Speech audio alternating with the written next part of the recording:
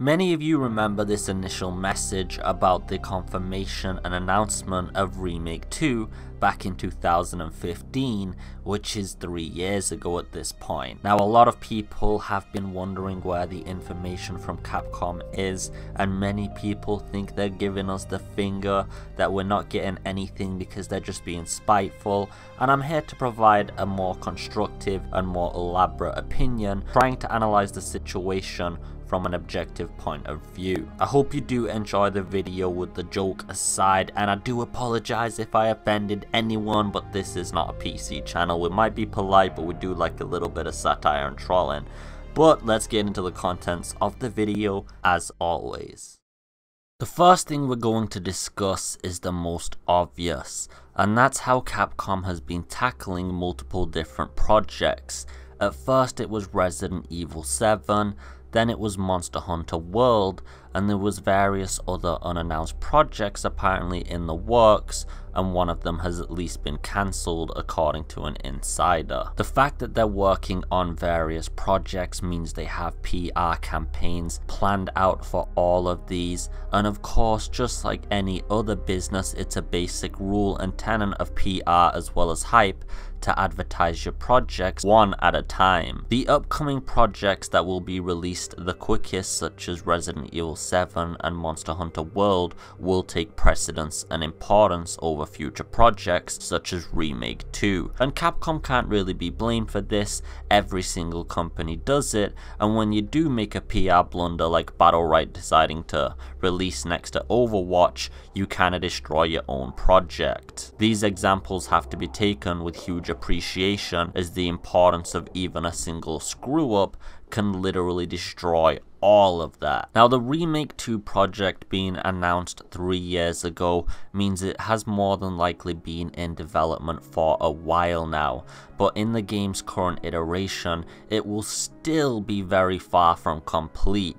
They will be doing all sorts of fine-tuning to the post-processing, environments, textures, models, fine-tuning everything up. It doesn't mean the game's at alpha stage 0.1, that we've got 2D models that basically just look like cardboard cutouts, but I would assume that Capcom doesn't want to release any pictures of unfinished assets or anything like that for the reasons stated above, because it might create expectations that are actually lower than what the final result are going to be, and this would actually work against Capcom. I'm sure when they actually do want to release a trailer or some pictures, they want everything to be at its peak optimal graphical fidelity. They want the entire game to look as beautiful as possible. They want each asset to be completely perfected.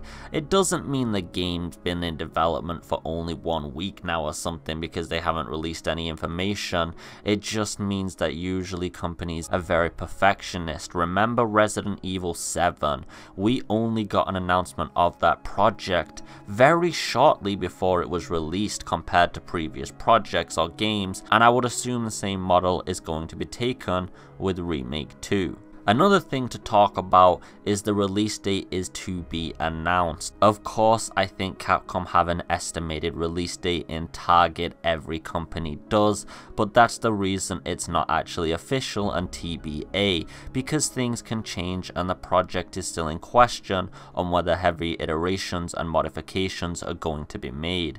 Capcom doesn't want to release any pictures of any concept art for that reason either, because that would also maybe satisfy some people, but what about if the game goes through some delays or things? The hype would have all been for nothing, and they have to be absolutely assured that the project is definitely being finalized before they want to put anything out.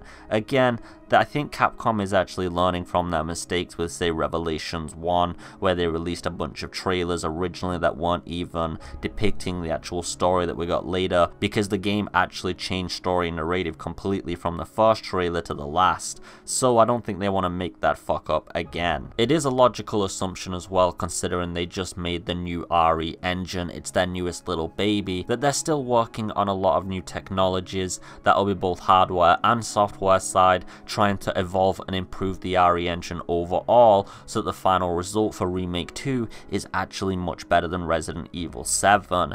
Arma 3 is a really good relative example. They made their own engine for this game, and in it they decided to add all sorts of new goodies, including bullet penetration, which was different for different weapons, for different ammunition types, vehicles, the types of rounds loaded into them, armor penetrating, full metal jacket, etc. And they went to great lengths making sure that all of this had an extended and elaborate process behind it all. The types of material that you were firing into, the angle that you actually chose to shoot from, all of these factors, even the distance, changed the kinetic energy and penetration of the bullet that you were using. And of course this allowed you all sorts of different combat engagements, and it added a lot of diversity and much more importance to loadouts. But this isn't a video reviewing Arma 3 and its engine. It's not a direct comparison,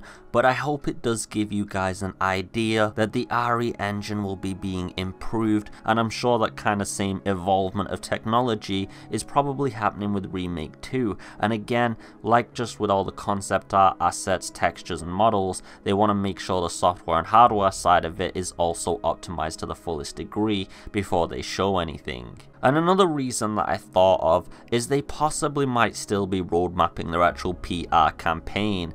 Now this is another thing that I would actually take note of. Look at Resident Evil 7 again. They did a really elaborate advertisement campaign. The first announcement we got at E3 didn't even showcase it was Resident Evil from the start, that was only rolled in the credits. Then we got the beginning hour demo in the initial trailer, which was very mysterious. It didn't explain a lot of things, but that's kind of what was so appealing about it. The campaign was very similar to PT, there was a lot of comparisons to that, and that was definitely one of the influences in my opinion. Maybe not, but it gave off the same level of impression. We were just some random protagonists thrown into this world with no clue what was going on absolutely at all. Very similar to PT, and then towards the end of it, just like PT, we got an announcement of what the game actually was. PT turned out to be Silent Hills, and this before Kitchen turned out to be Resident Evil 7. The E3 reactions to that were absolutely immense. Many people were hyped that Resident Evil was taking this approach, and the PR campaign only got more elaborate as time went on. We got some trailers with all sorts of mysterious story elements thrown in there one after another in a very indirect fashion for theory crafters like myself. We also got the beginning hour demo, which was of course at the E3 footage, but now players could experience it themselves, and that was updated over time with new features and also enhancing the area. We also got the Lantern demo that was showcased, if you guys remember, and all sorts of other goodies like a bunch of YouTubers getting the videotape sent to them shortly before the release of the game. So again, Resident Evil 7 went through a huge roadmap of a PR campaign, and it's very possible at this point that Remake 2 is still having its PR campaign roadmapped out. It's a very huge universal project. I would say it's honestly on the same level for a lot of people as Final Fantasy VII. So I'm sure when they do start releasing some PR information and we start getting trailers, interviews, etc., it's all going to be elaborately planned, and it'll all be in quick succession. When we do get our first announcement, I'd expect a plethora of information afterwards because they'll want to keep the hype rolling. Now, considering the Resident Evil 2 remake didn't get any kind of announcement or information on the 21st or 29th for the actual game, a lot of people have been asking me in the comments when I personally think something will happen officially. And I think E3 is the best contender for information to come. It's a big gaming event, and Capcom would be very, very dumb to miss this opportunity out. There's a huge amount of press attention, as well as with all the streams and fan interest over the venue, and if Resident Evil 2 Remake got a mysterious trailer, and maybe at first we didn't even know it was the game, and then they kind of reveal it similar to Resident Evil 7, that would make for a very, very interesting initial release. If Capcom does miss an E3 target date, I would actually start to worry though, guys, and I'm not exactly sure when information would come after that. It could be any time, but I'm pretty confident in the fact there will be some sort of announcement at E3. I just kind of feel like it all makes sense with it being the biggest gaming event. It's the likeliest contender for one of the biggest gaming projects of the recent years.